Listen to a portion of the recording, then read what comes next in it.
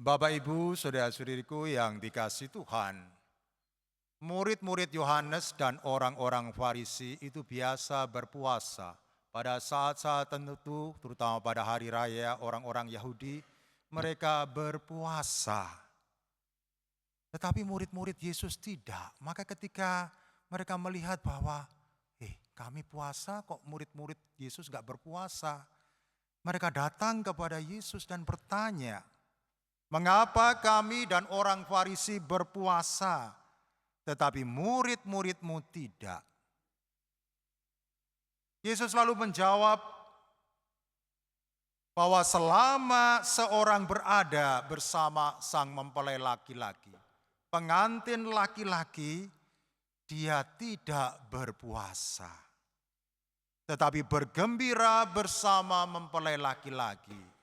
Memang aneh para saudara kalau ada pengiring pengantin, ya, dia malah berpuasa. Nah, ini kan aneh ya.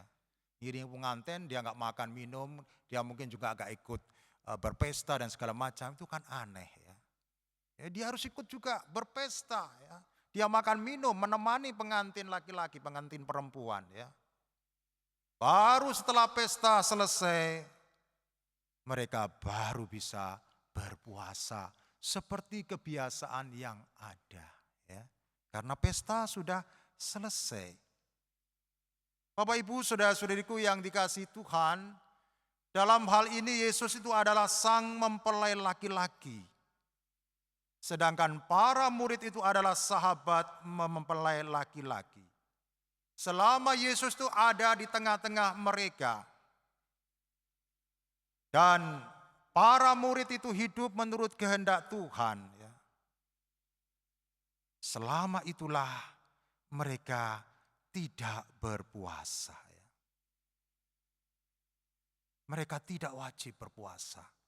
Karena Yesus ada di tengah-tengah mereka. Sang mempelai laki-laki ini ada bersama mereka. Mereka harus bergembira. Namun para saudara, akan tiba waktunya di mana Yesus diambil dari mereka. Ketika Yesus ditangkap, disiksa dan kemudian disalibkan. Ketika Yesus wafat, ketika mereka merasa jauh dari Yesus,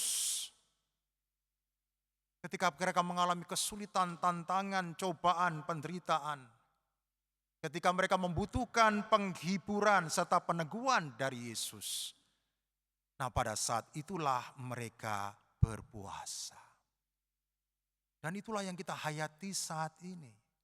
Ketika kita mengenangkan penderitaan Kristus pada masa Prapaskah, kita melakukan pantang dan puasa. Pertama kita mencoba meniru Yesus yang berpuasa 40 hari, 40 malam. Walaupun kita hanya puasa itu hanya 2 kali ya. Selama masa Prapaskah, artinya makan kenyang cukup sekali. Jangan makan kenyang sekali ya, makan kenyang cukup sekali. Yang lainnya itu biasa-biasa ya. Itu hanya 2 kali, Rabu Abu dan Jumat Agung. Yang lain itu hanya pantang.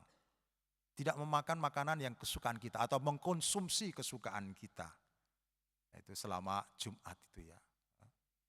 Itu, kita meniru itu. Tapi yang kedua, kita juga mau ikut ambil bagian dengan sedikit dengan penderitaan Yesus ya. Itulah makanya kita puasa. Tapi kita juga kadang-kadang melakukan puasa ketika kita itu sedang mengalami kesulitan, permasalahan di dalam hidup kita. Kesulitan ekonomi atau mungkin juga kesulitan dalam pekerjaan, kita puasa. Ya. Supaya apa? Supaya Tuhan memberikan kekuatan kepada kita, mencurahkan berkat-Nya atas kita. Ya. Ketika kita mengalami cobaan demi cobaan, kadang kita juga puasa. Atau ketika anak kita sedang ujian, saya masih ingat orang tua saya berpuasa untuk anak-anaknya. Dan puji Tuhan anaknya berhasil lancar dalam studinya. Tetapi di kesempatan yang lain kita tidak puasa. Di sini para saudara, Yesus hendak mengatakan kepada kita bahwa puasa itu bukan merupakan sesuatu yang mutlak harus dilakukan oleh seseorang. Bila seseorang merasa dirinya dekat dengan Yesus, selalu menjalin relasi yang akrab, yang mesra dengan Tuhan, dia selalu hidup menurut kehendak Tuhan, melakukan apa yang menjadi perintah Tuhan, maka dia tidak wajib untuk berpuasa ya. Karena dia sudah suci, hidup baik. Nah, masalahnya kita ini sudah suci apa enggak ya? Kalau Anda merasa bahwa Anda diri suci, nggak pernah berdosa ya, selalu melakukan kehendak Tuhan, rajin berdoa, ya nggak apa-apa ya. Tapi kebanyakan dari kita termasuk yang berdiri di depan Anda ini adalah seorang pendosa. Maka kita punya kewajiban untuk berpuasa pada saat-saat tertentu ya. Supaya kita senantiasa mengandalkan hidup kita kepada Tuhan dan supaya Tuhan membimbing hidup kita kepada pertobatan. Puasa itu para saudara hanyalah sarana, bukan tujuan. Tujuan yang utama itu adalah pertobatan atau pembaharuan diri. Ya. Yang harus nampak di dalam kehidupan yang nyata, kehidupan yang konkret. Ya. Apa gunanya para saudara orang berpuasa keras, ya, tidak makan, tidak minum seharian. Tetapi kata-katanya itu menyakiti hati pasangannya, hati suami atau istri, hati anaknya ya. Hidupnya masih dibelenggu oleh dosa dan nafsu-nafsu. Masih iri hati, masih membenci, masih menyimpan dendam terhadap orang lain. Menindas orang lain dan kurang peduli terhadap sesamanya yang menderita. Itu semua tidak ada artinya para saudara, walaupun kita tidak makan minum setiap hari.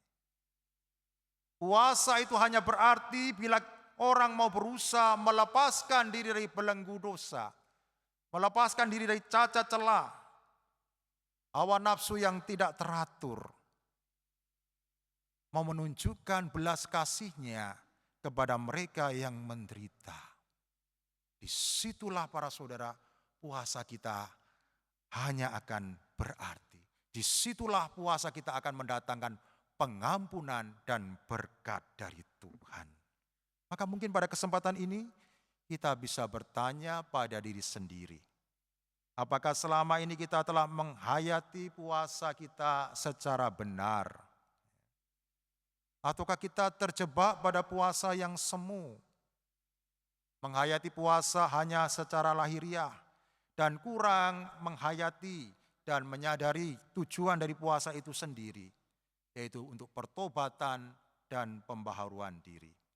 Mari para saudara kita renungkan. Amin.